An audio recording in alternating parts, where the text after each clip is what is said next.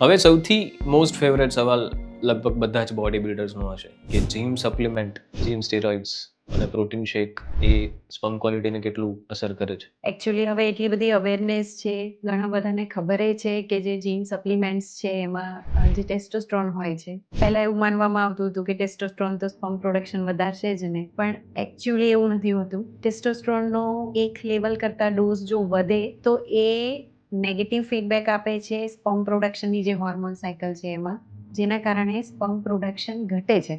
એટલે એનાથી sperm count, motility ઘટે. એટલે સપ્લિમેન્ટ્સમાં જો ટેસ્ટોસ્ટેરોનના ઇન્જેક્શન્સ કે ટેબ્લેટ્સ હોય તો એ ના લેવી જોઈએ. પ્રોટીન શેક માટે એવું કહી શકાય કે પ્રોટીન સારું જ છે, પણ ઘણી બધી વાર બેલેન્સ ડાયટ તમારી કોમ્પ્રોમાઇઝ થતી હોય, એટલે ખાલી પ્રોટીન ડાયટની જગ્યાએ જો બેલેન્સ ડાયટ લેવામાં આવે, જેમાં કાર્બ્સ ઇક્વલ ક્વોન્ટિટીમાં, પ્રોટીન, ફેટ, વિટામિન્સ અને મિનરલ્સ બધું જ ઇન્ક્લુડ થાય, તો એ તમારી હેલ્થને સારી બનાવે છે, including cement parameters. Okay, healthy diet is the option, right? Yes.